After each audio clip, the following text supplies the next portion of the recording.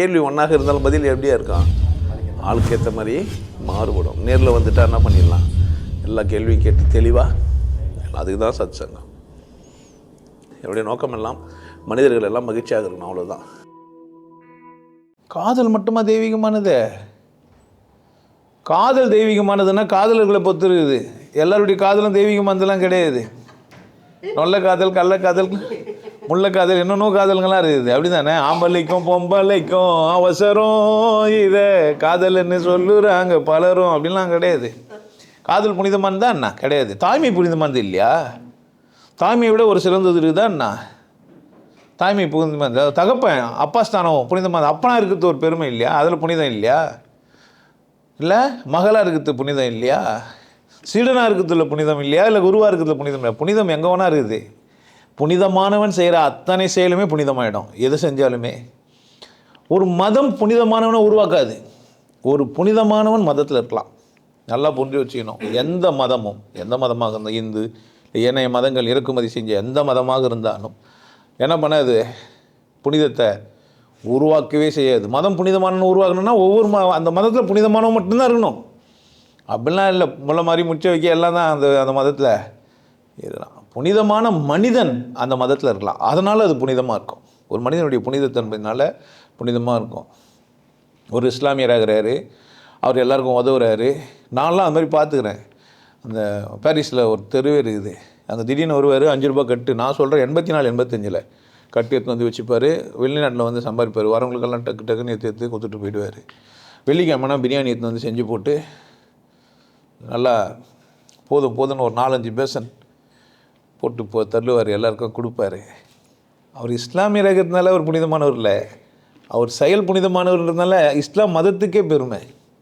அந்த மதத்துக்கே கூட ஒரு பெருமை சேர்க்குறார். சில அந்த மாதிரி இஸ்லாமிய தோழர்கள்லாம் இருக்கிறாங்க. அதே மாதிரி கிறிஸ்தவங்களும் அன்பே பிரதானம் மாதிரி இந்துக்கள்லையும் இருக்கிறாங்க. நாங்கள் நேற்று வந்துன்னுக்குறோம், ஐயப்ப பக்தர்லாம் போயிட்டு வரவங்களெல்லாம் பெரிய பஸ்ஸெல்லாம் மடக்கி கொடி காமிச்சு ஓரம் கட்டுறாங்க. என்னடான்னா சாப்பாடு போடுறாங்களாம். அந்த மாதிரி திருவண்ணாமலையில் சுற்றி மோர் கொடுக்குது, தயிர் கொடுக்குது, இந்த மாதிரியெல்லாம். எங்கள் ஊரில் மார்கழி மாதம்னாக்கா இந்த இன்றைய உபயம் அப்படின்னு சொல்லி, இன்றைய உபயம் சொல்லி ஒரு ஆளுக்கு ஏதோ சொண்டில் அது இதெல்லாம் நான் சாப்பிட்டுக்கிறேன். அந்த மாதிரி அந்த 30 பாசுரமும் எனக்கு மனப்பாடமானதுக்கு காரணமே டெய்லி போய் என்ன பண்ணுவேன்னா, பட்டச்சின்னு போய் பெருமாள் கோயிலில், ஆண்டாள் கோயிலில் போய் மார்கழி பாசுரம் பாடுவேன். சுண்டல் பிரசாதம் எல்லாம் கொடுப்பாங்க. ஸோ இதெல்லாம் புனிதமானது இல்லையாண்ணா? ஏழையின் பசியில் இளைப்பாற செய்து தெய்வீகமானது இல்லையாண்ணா? பிறருக்காக கண்ணீர் விடுறவன் தெய்வீகமானவன் இல்லையாண்ணா? இரக்கம் தெய்வீகமானது இல்லையாண்ணா? ஸோ காதல் மட்டும்தான் தெய்வீகமானது இல்லை.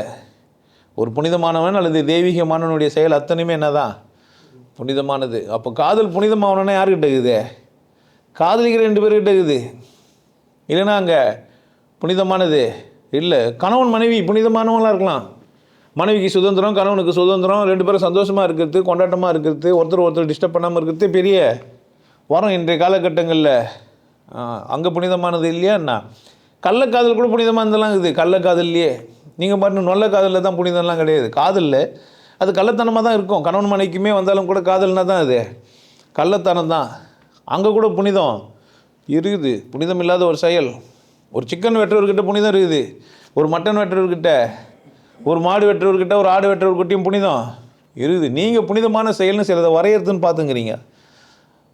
சரியா என்ன சொல்கிறேன்ட்டு? ஒரு கறியை சரியாக அறுத்து கொடுக்குறாருன்னா, வேர்க்க விறுவிறுத்து அவ்வளோ பெரிய மாடை அறுத்து கொடுக்குறாருன்னா, ஒரு ஒட்டகத்தை அவ்வளோ பெருசாக அறுத்து கொடுக்குறாருன்னா, ஒரு காலை மடிச்சு கயிறு போட்டு ஒரு ஊசி மட்டும் தொண்டையில் குத்தி இறக்கிட்டு அதுக்கு தனியாக எடுத்து அவங்க ரத்தத்தெல்லாம் போக்க விட்டு வெட்டி கொடுக்குறாருன்னா சைஸாக, அதில் நெஞ்சுக்கறியில் கொஞ்சம், கழுத்துக்கறியில் கொஞ்சம், தொடக்கறியில் கொஞ்சம் போட்டு கொடுக்குறாருல. ஏன் எல்லாம் கலந்து போகணுன்ட்டு? எல்லாருக்கும் கழுத்துக்கறியே போயிடக்கூடாது, எல்லாருக்குமே தொடக்கறியே போயிடக்கூடாது, ஒருத்தருக்கு நெஞ்சுக்கறியே போயிடுது. என்ன பண்ணுறாரு? எல்லாத்துலேயும் கொஞ்சம் கொஞ்சம் போட்டு விடுறாரு. புனிதமானவர் இல்லையா அவர்? சிக்கனை சில பேர் வெட்டினா நொந்து நூலால் ஆக்சி ஒரு மாதிரி கோயன்னு ஆகிடுவாங்க. எத்தனை போய் சாப்பிட்டாக்கா கறி சாப்பிட்றோமா எலும்பு சாப்பிட்றோமான்னு தெரியாது இருக்கும். சில பேர்கிட்ட சிக்கன் வாங்கினா எலும்பு தனியாக வரும். அவ்வளோ அழகாக நேர்த்தியாக கட் பண்ணி கொடுத்துருப்பார். புனிதமானது இல்லையா அண்ணா? ஸோ காதல் தான் புனிதமானதெல்லாம் இல்லை. புனிதமான அல்லது தெய்வீகமானவன் செயல் அத்தனையுமே என்ன தான் புனிதமானது தான். நீங்கள் நோக்கம் பார்க்காத வரைக்கும் உங்களுக்கு புனிதம் புரியறதில்லை. அதில் புனிதமானது காதல் மட்டும் இல்லை, புனிதமான மனிதன் செய்கிற அத்தனையும் புனிதமானது.